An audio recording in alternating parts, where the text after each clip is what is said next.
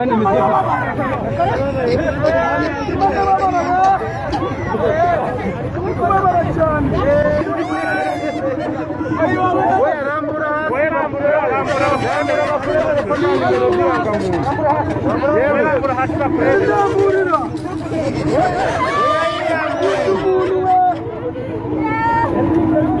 rusaku rwinshi uyu wigaraguraga mu muhanda yavuzaga induru avuga ko yibye umuntu ngo none ari kumva ari kuribwa umubiri wose.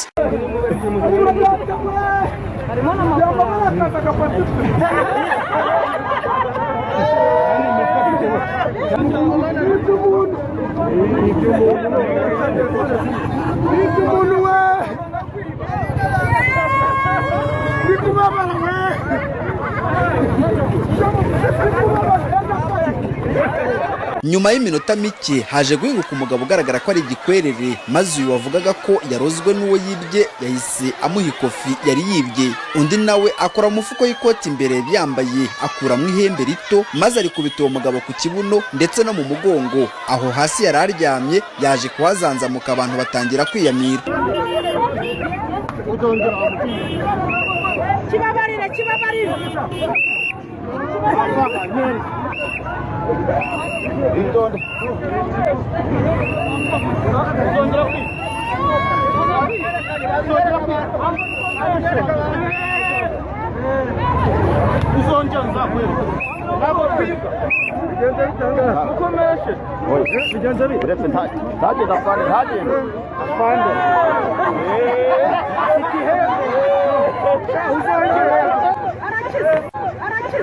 Waba warazengurutse amahanga wifuza bikanga, nyamuneka bene data ntago mukeneye kujya ahandi hantu ngo babahende.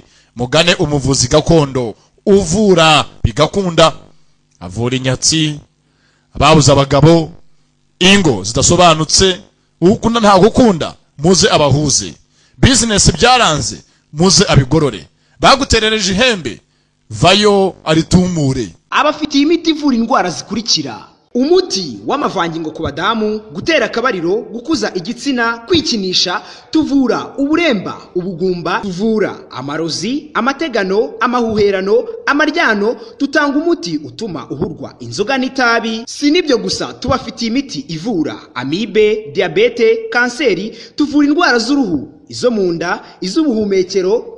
Akarusho ku gitsina gore tubafitiye umuti wo guca imyeyo, umuti w'ubucuruzi, umuti w'urukundo, umuti ugaruye ibyibwe, dutanga uruhereko, umuti wo gutera akabariro ku bagabo, tubafitiye umuti ukuza igitsina, dutanga umuti ugahurwa kwikinisha, tubafitiye umuti utuma uhurwa itabi n'inzoga, tubafitiye umuti usiga ku gitsina kikaba kinini. Twatanze promosiyo ku mafaranga ibihumbi 5 gisuzumiro ugacyura n'umuti.